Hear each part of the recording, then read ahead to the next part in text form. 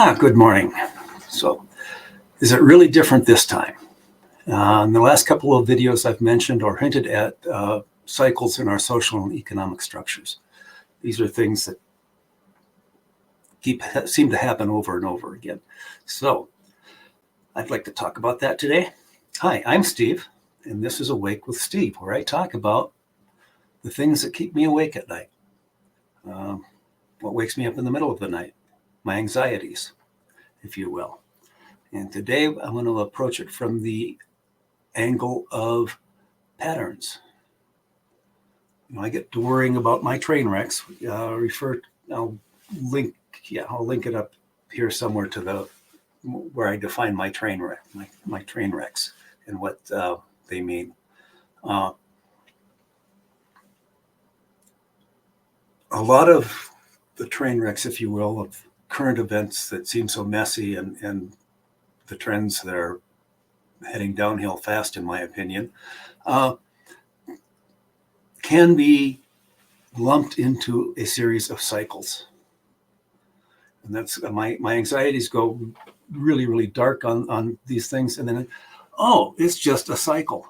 It's a periodicity, and we'll get through this and it'll be all wonderful and nice on the other side. Okay.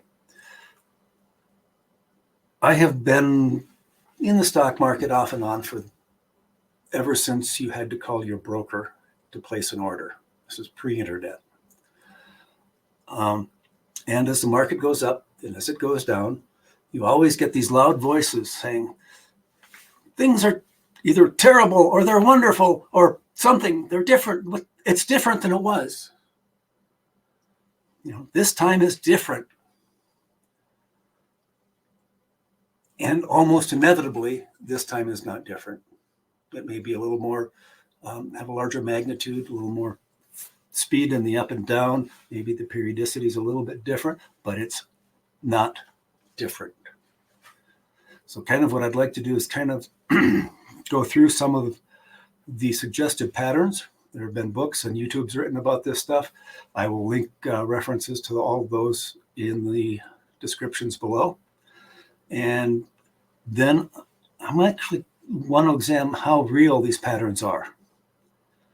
They all have criticisms. Well, this pattern's nice, but kind of a general brief discussion on why I think we're going through a lot of this stuff.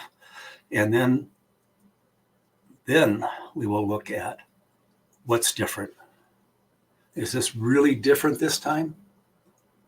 We'll examine that briefly, and that should be plenty long video here. So, okay, suggested patterns. Now, there's a whole series of patterns, and like the fourth turning. This is a theory based on generational changes. Every generation raises its kids to a specific set of standards, and then those kids raise their kids to a different set of standards. And the authors make the case that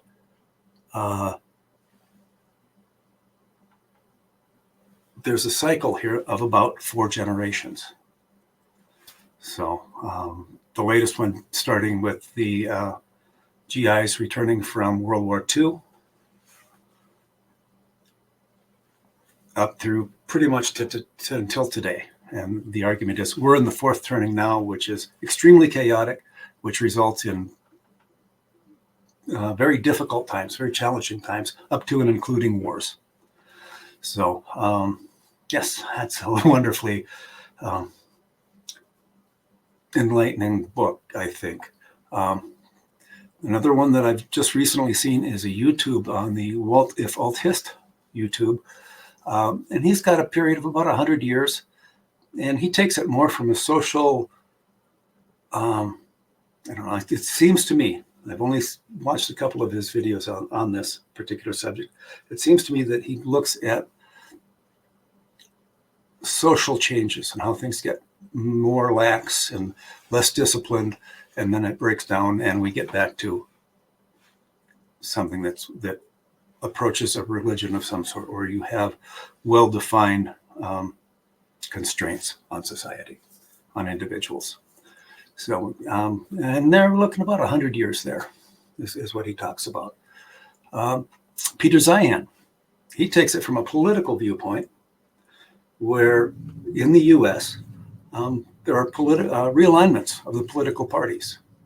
You know, in one period, labor's on this side and business on this side, and conservatives are over here, and liberals are over here, and how every so often, and his guess is about 70 years, things get realigned, and the unions move over close to isolationists or something like that. But things just move around, and the people supporting, or the groups supporting particular political parties change.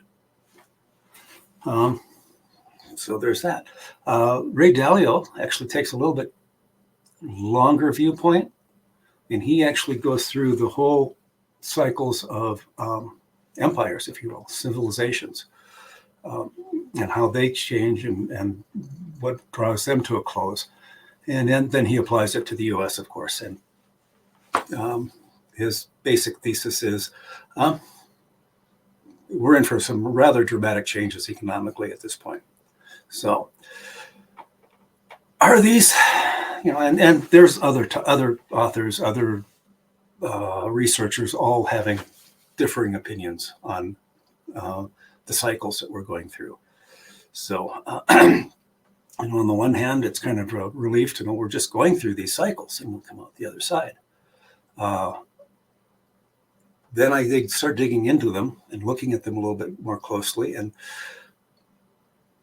there is data that's missed. And what I see is they take a very restricted set of information in order to arrive at the cycles that they're talking about, that they prefer. So the question then becomes: Are cycles really real? Do we actually have these periodicities? If people advocating a particular periodicity are also cherry picking the data or constraining the data in some way so that they can draw the conclusions they want, then are they really real? You know, and my first take on that is, of course not, they're real. So then we're back into full panic mode. But as I think about it more, it's kind of like the weather and climate. There are a multitude of periodicities in the near-term climate, if you will, or weather. Everything from hurricane seasons, then we've got El Nino and La Nina, and we've got the North Atlantic Oscillation, something or other, that happens every couple of decades. So what we have is a lot of different cycles superimposed on reality, on the universe, on society. So it's kind of like, it almost doesn't matter as far as relieving some of my anxieties, because we might be in a good phase on this cycle and a bad phase on this cycle. And what it's looking like more and more today is all of these cycles are entering a bad phase at pretty close to the same time. Oh, wonderful, right? So I get to thinking about that a little bit, and I get back to my experience with investing in the markets and the economy. And the question becomes, what's different this time? Is this time different? Yeah, we've got all these cycles coming, and it looks like they're all coming together at the same time. But one, are they? And two, that just means we're just going to have an unusually difficult time, and we're going to get out on the other side, and it's going to be all wonderful and neat. And we don't really have anything to worry other than just surviving this next cycle of 10 to 20 years or whatever it is. So I'm going to make the case that it is different this time. In the past, we've had we've gone through all of these cycles. We've gone through demographic collapse, usually due to pandemics and wars. Okay, Black Death came in, wiped off 50% of Europe. But and before that, which isn't talked a lot about history, we had the desolation of the climate changing in Northern Europe, where they had like 2 years of constant rain. They couldn't get any crops into the ground, let alone harvest it. And you ran into intense starvation, battle for resources, wars, etc., and so forth. And somewhere between 5 and 10% of the population of Northern Europe disappeared just in that. And it left an unhealthy population to deal with a pandemic. So we've had destruction of populations. We've had climate changes in a lot of respects. The 14th century being my favorite, of course, where we were actually coming out of the Middle Ages warming cycle, which peaked around 1100 in the 12th century. And so the crops were getting, you couldn't grow as many crops, and starvation and famine, of course, follows from that. So we've got a lot of those different cycles that we've gone through and come through on the other end. And what's different this time? Well, one, I'd make the case that climate change, okay, yeah, it always changes and it's got its periodicities and its cycles. What's different this time is we've got human beings injecting a huge amount of CO2 into the atmosphere on top of what nature has as far as injecting CO2 into the atmosphere. And we're doing it in such a way that it's much, much, much more rapid than any natural system has ever done, to the best of our knowledge, throughout the history of Earth. Yeah, we may find out that's not true, but in general, right now, it's very true. So things are going to change really, really fast. That's a difference. Demographic collapse. I would make the case that the primary difference is the role that women play in society.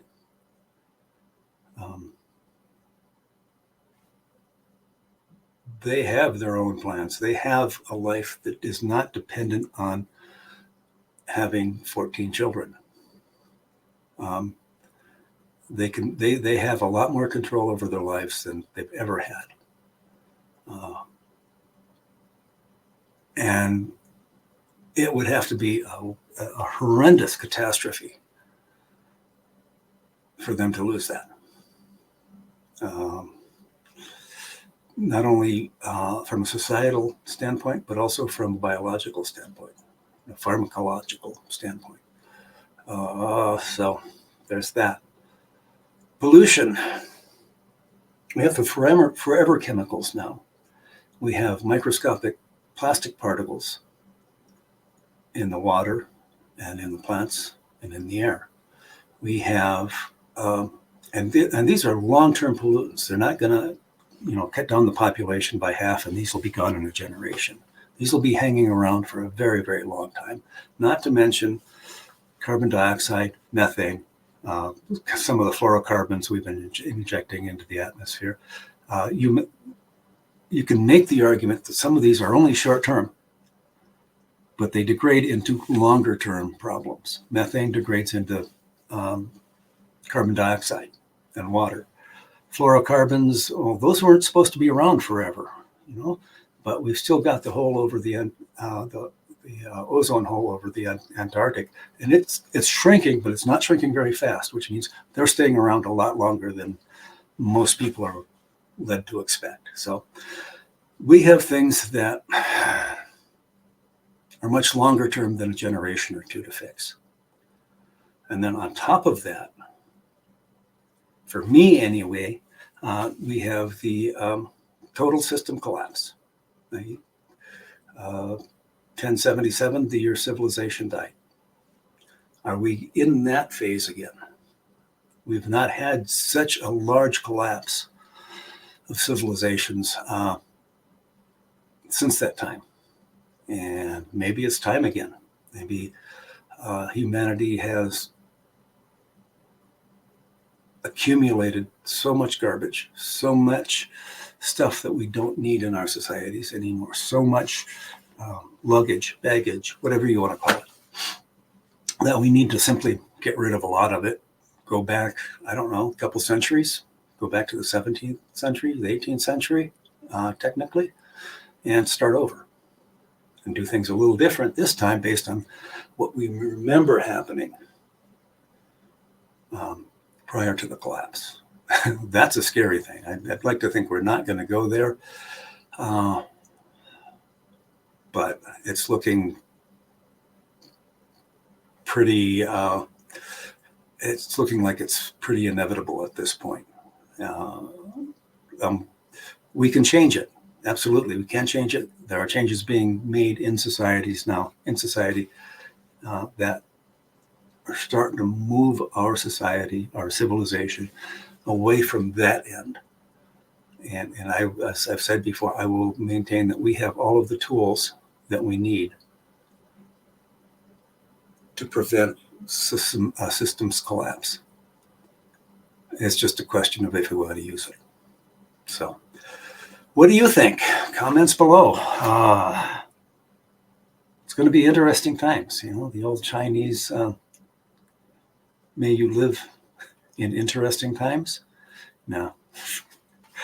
So, more interesting. That's enough for today. We'll chat later. Bye.